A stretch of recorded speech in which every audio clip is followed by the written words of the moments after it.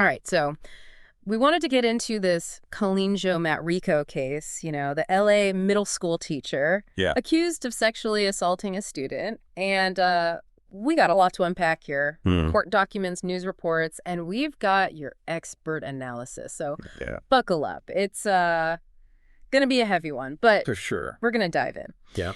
And you probably already know the basics. Matarico, 43 years old, special ed teacher, Mm-hmm. accused of starting a sexual relationship with a student when he was just 13. Right. But here's where it gets really interesting. She's claiming she's in love, Oh, wow. left her husband, and even compares the student to crystal meth. Oh, wow. So we've got you here to kind of help us make sense of all this. What jumps out at you from these sources? Well, I think the thing that jumps out to me the most Mm-hmm. is that, on the surface, it seems like another case of, teacher-student, inappropriate relationship. And then you read a little bit deeper and you find out that she's saying she's in love. She left her husband for this student. And then you have this crystal meth analogy. So it's like there's so many layers to this case that it's not just a straightforward case of potential abuse. Yeah, that crystal meth comparison really threw me for a loop. I mean, it's a pretty shocking statement for a prosecutor to make. It feels like they're really trying to paint her in a negative light and, create this very specific image of her. Yeah, and, there's actually a scientific basis for the comparison, believe it or not, because our brains react to intense pleasure, whether it's romantic love or drugs or even food, by releasing dopamine, and that dopamine creates a sense of euphoria, even craving. Mm-hmm. So the prosecution could be using this analogy to argue that she was addicted to this student. But, wouldn't the defense argue that, even if that's true, addiction doesn't erase criminal responsibility? I mean, it's still a crime. Absolutely. It is still a crime. And, I think the legal system is going to have to grapple with this idea. Yeah. Was this a genuine mental health issue? Was this a manipulative tactic or something else entirely? It's a really tricky line to walk. And then you have the added layer of her claiming to be in love with the student. Right. And so it's not just, this inappropriate relationship she left her husband. She's claiming this deep emotional connection. So it muddies the waters a lot. That's what makes it so different than like other teacher-student cases that we've seen. And I keep thinking back to Mary Kay Letourneau, who also claimed she was in love with her student and ended up marrying him. Right. Do you think that we could see something similar play out here? It's not impossible, but I think there's some key differences here. We're in a different era now, the digital age. We have text messages as evidence of written record of their interactions. That was not a factor in Letourneau's case, and societal attitudes have shifted since then as well. There's much less tolerance now for these kinds of power imbalances in relationships. So you're saying that, while Letourneau's scenario isn't entirely out of the question, it's less likely given the current legal and social climate. Yeah. But what about the actual charges against her? It sounds like they're pretty serious. Oh, yeah, absolutely. We're looking at 5 counts of lewd acts upon a child under 14. Okay. 2 more counts for similar acts with a child between 14 and 15, and 1 count of furnishing drugs to a minor, all felonies. Wow.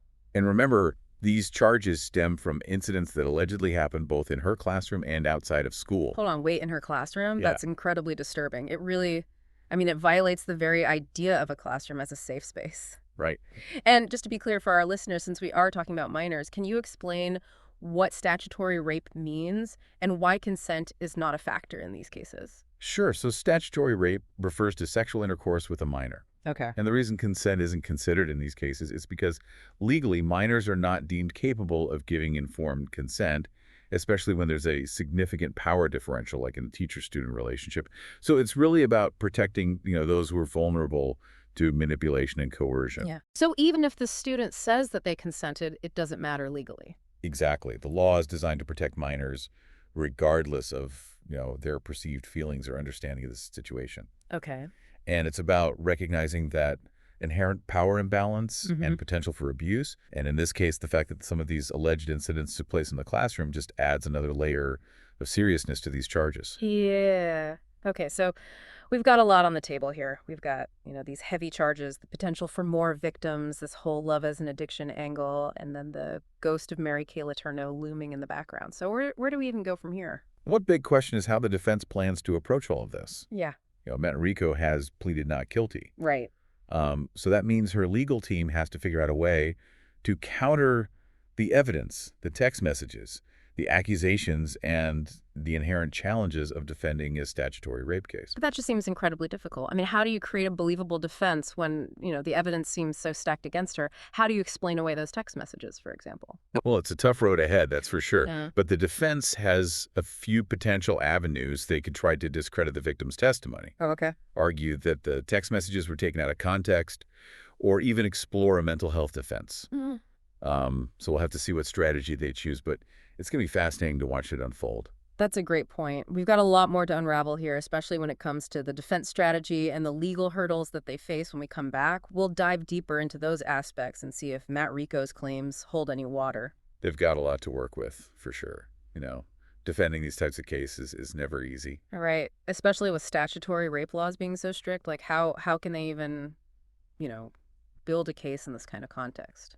Well, I think one option is to try and introduce mitigating factors, things in Matarico's life that might help to explain, though not excuse, her behavior. Okay. So maybe there were some, significant stressors in her life or personal struggles, maybe even a history of mental health issues that could help provide some context for her actions. So it's not so much as saying, like, she's not responsible, but it's like they're trying to give a fuller picture, of who she is and why she might have made these choices.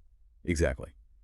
They're aiming for empathy, hoping to create a narrative that might resonate with the jury on a more personal level. But remember, mitigating factors aren't a get-out-of-jail-free card. Right. They might help to reduce a potential sentence, but it's unlikely to lead to a full acquittal. Okay. And then there's the mental health defense that we touched on earlier. If they go that route, what kind of evidence would they need to present? Well, they would need to go all in. Yeah. We're talking extensive psychiatric evaluations, expert testimony, really building a case that her actions were driven by a genuine psychological condition that impaired her judgment. And it's a difficult defense to pull off successfully. Right. It's not unheard of. Okay, so what about the victim's testimony you mentioned earlier, that the prosecution might face some challenges if the victim is unwilling to testify or even recants their initial statements? I imagine that could really throw a wrench in things. Oh, absolutely, because the victim's testimony is often, such a crucial piece of the puzzle in these cases. Yeah. But you also have to consider the impact of trauma and manipulation on the victim. Right. Victims of abuse, especially young ones, they might feel confused, scared, or even protective of their abuser. Right. It's complicated. Yeah, it brings up some tricky legal questions, too. I remember you mentioned Marsy's Law earlier. Can you explain that a bit more for our listeners and how it might apply to this case? Sure. So Marsy's Law, which California voters passed back in 2008, is all about victims' rights. Yeah. It gives them a much stronger voice in the legal process. Okay. So in this case, it means that the victim has the right to be heard in court, but it also emphasizes, the court's responsibility to consider the victim's wishes, especially when we're talking about a minor. So even if the prosecution thinks that it's, like, really crucial for the victim to testify, they can't force them to if it's going to cause, like, significant emotional distress. Exactly. The court has to weigh the potential benefits of the testimony against the potential harm to the victim. Right. So they might explore alternatives like, pre-recorded statements or testimony via closed-circuit TV, where the victim doesn't have to face their abuser directly. Okay. It's about finding that balance between seeking justice and protecting the well-being of the victim. It's a really tough situation to navigate. But speaking of seeking justice, there's also the question of whether there are more victims out there. Investigators seem to think that there might be. So how does that factor into the case? Well, if more victims come forward, Yeah. It can significantly impact the prosecution's case. It helps establish a pattern of behavior, suggesting that this wasn't an isolated incident. However, convincing other potential victims to come forward can be incredibly challenging. Yeah. They might be dealing with, a lot of shame or fear or even a sense of loyalty to Matarico Right. that prevents them from speaking out. It's a reminder of how grooming works. The insidious ways that abusers can manipulate and control their victims. Exactly. Grooming is all about building trust, creating a sense of dependence, and isolating the victim from their support system. Right. It's often a gradual process, Yeah. making it harder for victims to recognize the abuse for what it is. And then even if they do, the fear of not being believed or the shame associated with it can keep them silent. Exactly. That's where, like, the details in these court documents become so important. And I'm thinking specifically about that detail about Matt Rico allegedly reaching out to the student through his friend even after her Right, arrests. that detail is huge. Yeah. It points to continued fixation, Yeah. a disregard for the court's authority. Right. It could be interpreted as evidence of manipulative behavior, which really weakens any claims of genuine remorse or, attempts at rehabilitation. It makes me question a lot about how we define consent and responsibility, especially when it comes to power dynamics and manipulation. And, we've been focusing a lot on Matt Rico and her potential defense, but I keep circling back to the victim in all of this. Mm-hmm. What kind of support is available for them? That's such an important question because the victim in this case has likely experienced significant trauma. Yeah. You know, Right. there are resources available to help them cope with this emotional fallout. Yeah. Things like therapy support groups, advocacy organizations that specialize in child sexual abuse. Yeah. It's heartbreaking to think about the long-term impact this could have on their life. It is. And we can't forget about the ripple effects, on the school community and the families involved in all of this. Absolutely. Mm-hmm. This case has likely shaken the community to its core. Right. Parents are questioning the safety of their children. Teachers are grappling with the implications for their profession. And everyone's just struggling to make sense of how something like this could happen. Yeah. And as disturbing as this case is, it is forcing us to have some really important conversations. Absolutely. About protecting children, holding abusers accountable, and recognizing those signs of grooming and manipulation. You're right. It's shining a light on a dark corner of our society. Yeah. And, we need to be more aware, more proactive, and more willing to speak up when we see something that doesn't feel right. Okay, so we've, explored the potential defense strategies, the challenges of victim testimony, and the wider implications of this case for the community. What's left for us to unpack?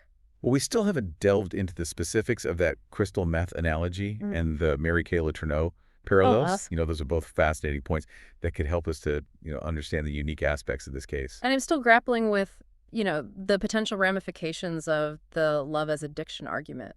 Does it hold any legal weight? Can it actually be used as a defense? Yeah. We need to get to the bottom of that. We'll tackle those questions and more when we come back for the final part of our deep dive. Okay, so, before the break, we were talking about these, like, ripple effects of this case. And I think it's safe to say, it's shaken this entire school community. Oh, yeah.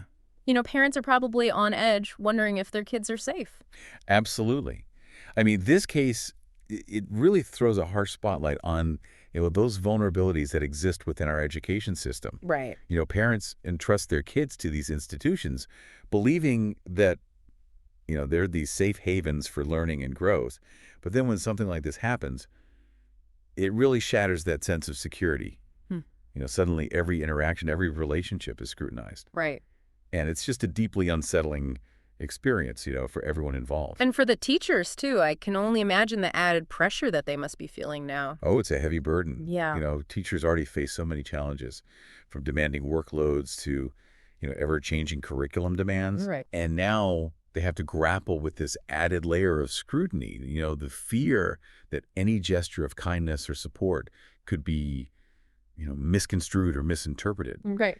And it creates this chilling effect, on those vital teacher-student relationships that are so crucial, for a healthy learning environment. It makes me think about the whole grooming aspect that we touched on earlier, and it's so insidious because it often starts with these seemingly harmless actions, extra attention, small gifts, creating that special bond. And it can be hard to distinguish from genuine care, especially for a young person who might be craving that kind of connection. Right, and that's the danger of grooming. It's a calculated manipulation tactic. Right. Designed to exploit vulnerabilities and lower inhibitions. Yeah. The abuser slowly erodes boundaries, creating a sense of dependence and loyalty that makes it harder for the victim to, recognize the abuse, let alone report it.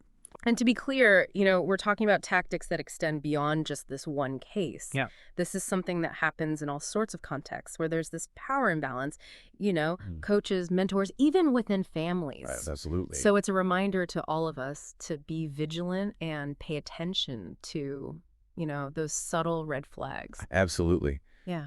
We need to be having these conversations. Right. Educating ourselves and our children about what healthy relationships look like and how to recognize the signs of manipulation. Yeah. It's about empowering young people to trust their instincts and to speak up if something feels wrong. Right. And it's about creating a culture where those who come forward are believed and supported. Which brings us back to the prosecution's case against Matarico. We've talked about the challenges of victim testimony and the potential for mitigating factors, but there's one aspect we haven't really fully explored yet, and that's that crystal meth analogy. Yeah. It's such a jarring comparison. I'm still trying to wrap my head around it. It's definitely a powerful image. And it speaks to the prosecution strategy. Remember, they're trying to build a case that goes beyond just proving that the physical acts occurred. Right. They're trying to establish this pattern of manipulative behavior, potentially even an obsession that drove her actions. Right. So by comparing the student to crystal meth, they're tapping into the public's understanding of addiction, suggesting this level of compulsion and disregard for consequences. But is it fair to equate love with addiction in this way? I mean, doesn't that diminish the very concept of love and potentially trivialize the seriousness of, actual addiction? That's a valid concern, and it's likely a point that the defense will seize upon. Right. They'll argue that the analogy is sensationalistic and misleading, that it unfairly demonizes her and ignores the complexities of human emotions. Right. But the prosecution will counter that this isn't about romanticizing love. It's about exposing the manipulative tactics that were used to exploit a vulnerable minor. So it all comes back to intent, right? Can the prosecution convince the jury that her actions were driven by a deliberate plan to groom and manipulate? Or will the defense, succeed in painting this picture of a woman blinded by love and misguided by her emotions? Right. That's the million-dollar question. Yeah. And ultimately, it's up to the jury to decide. Right. They'll have to weigh the evidence, the testimony, and the arguments that are presented by both sides. And if they do find her guilty, what kind of sentence are we looking at here? Well, given the severity of the charges and the potential for multiple victims, right, she could be facing decades in prison. Yeah. Wow. The judge will consider her prior history, the impact on the victim, and any mitigating factors that are presented by the defense. But, this is a very serious case with potentially life-altering consequences. Yeah, it's a heavy thought, and it makes that whole Mary Kay Letourneau comparison even more intriguing. Right. She served 7 years for her relationship with her student and later married him. Do you think a similar outcome is even remotely possible in this case? It's highly unlikely, given, those societal shifts that we've already discussed. Right. And the stricter legal environments surrounding these types of cases. Yeah. But, the comparison does raise some important questions about how we define justice and rehabilitation and the potential for redemption. Yeah, it's a reminder that there are no easy answers here. No. This case is a tangled web of, legal, ethical, and emotional complexities. We've peeled back some layers, but I suspect there is still more to uncover as this case unfolds. I think so, too. So we've covered a lot of ground today, exploring the dark side of human behavior and the challenges of navigating this really complex legal system. But I hope our listeners walk away from this deep dive not with a sense of despair, right, but with a renewed commitment to vigilance, awareness, and open dialogue. That's the key takeaway here. Yeah. Let's not shy away from these difficult conversations. Yeah. Let's empower ourselves and our communities to recognize the signs of abuse, support those who come forward and hold abusers accountable. Only then can we begin to create a world where these kinds of tragedies, are less likely to occur. Thank you for joining us on this difficult but important deep dive. We'll continue to follow this case and keep you updated as new information emerges. Until next time, stay informed, stay engaged, and stay hopeful.